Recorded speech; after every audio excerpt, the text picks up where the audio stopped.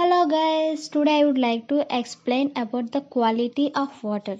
The definition of water quality depends on the use of the water, which may be either human consumption or it may be for the industries, irrigation and recreation. Different types of uses requires different level of water purity. For example, drinking water requires highest standard of purity. How to estimate the quality of water? For estimate the quality of water, different types of parameters are used. They are physical parameters, chemical parameters, microbiological parameters. Physical parameters includes turbidity, taste, color, odor and temperature. First of all, we have to discuss about turbidity. Turbidity is the largest amount of suspended matter such as clay, silt, and some other finely divided organic matter present in the water sample. It will appear to be muddy or cloudy or turbid in appearance. Turbidity is measured by the turbid meter and it is expressed in milligrams per liter. This is the turbid meter. Take the three water samples: mud water, tap water, and distilled water. Take 100 ml of distilled water is taken into the beaker and take 100 ml of tap water is taken into the beaker and take mud water is taken into the beaker. First, take the water sample and it is placed on the turbid meter. How much amount of turbidity is present in the water sample it should be displayed on the digital display. By using this meter, we have to calculate the how much amount of turbidity is present in the water sample. And again test with the tap water and also distilled water because we have to know the difference between the water samples.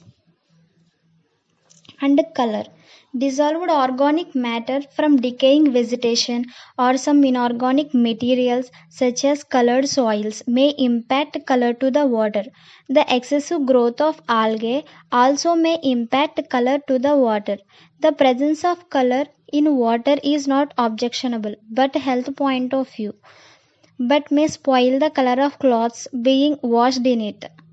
The color of water is measured by the Hazen's unit and it should be not exceeded 5 and should be less than 25.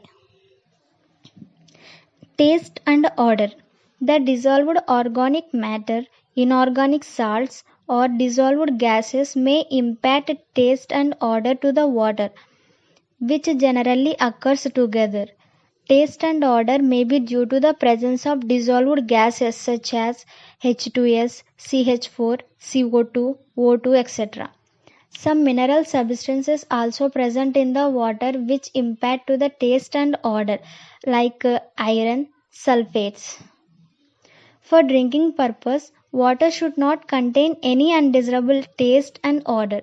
Taste of water should be agreeable to the consumers, and odor of water is measured in terms of threshold odor number. For public supplies, threshold odor number should be 1 and should not be exceed 3. And temperature. Temperature of water has no practical significance. However, the temperature of water should be above 10 degrees centigrades, while the temperature above 25 degrees centigrades are considered as objectionable. And next, chemical parameters. Chemical parameters include solids. Solids are two types: suspended solids and dissolved solids. And hardness, chlorides, pH value, dissolved gases. Dissolved gases like oxygen, carbon dioxide, hydrogen sulfide. And nitrogen compounds like nitrates and nitrites. Metals and other inorganic substances are present like fluoride, iron, manganese, lead, iodide and cadmium. Determination of total solids.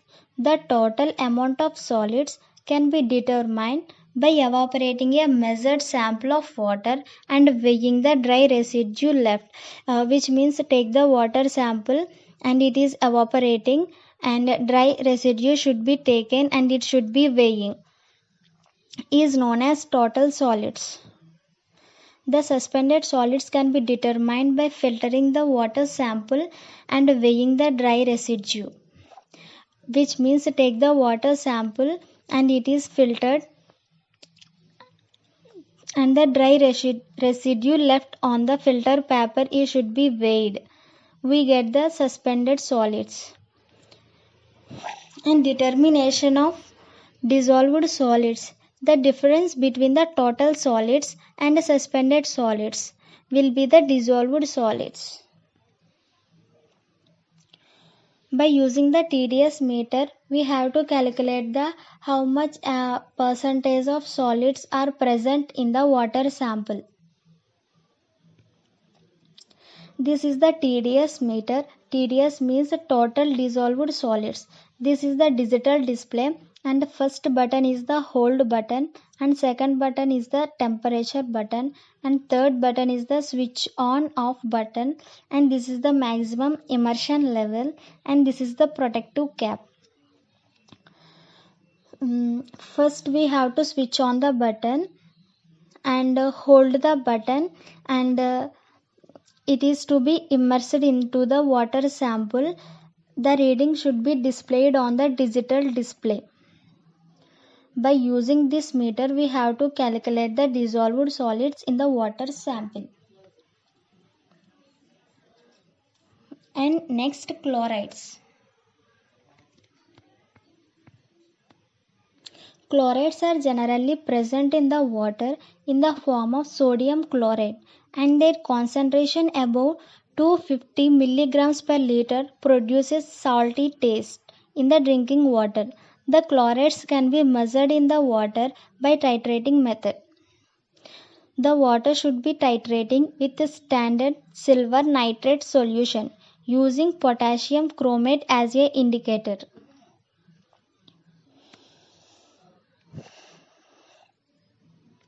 By using this method, chlorides should be removed from the water sample. And next, microbiological parameters. Microbiological parameters includes the various microorganisms, that is bacteria, virus, protozoa, worms present in the water. It may be pathogenic or non-pathogenic. The microorganisms should be measured by the most probable number method. This method is used to estimate the microorganisms present in the water sample. MPN test procedure. For estimation of microorganisms, lactose containing bro medium is used. Take the water sample about 100 ml and water is taken into the 10 test tubes. Each tube containing 10 ml of water and lactose broth is immersed in the water. McConkey broth containing bromocresol purple is used as an indicator. The test tubes are placed in 35 degrees to 37 degrees in 24 hours. After 24 hours, the lactose broth is turned into the yellow color. It means collection of microorganisms. These tubes are considered as the positive test tubes. Number of positive test tubes are counted and refer to the standard chart to find MPN of total 100 ml of water sample. This is the standard chart. By using this chart, we have to calculate the MPN value per 100 ml. For example, positive tubes are 6, the MPN value is 9.2 and in this water sample, microorganisms are nearly 3.3% to 19% of microorganisms is present in that sample. And thank you for watching. Hope you guys understand. Thank you.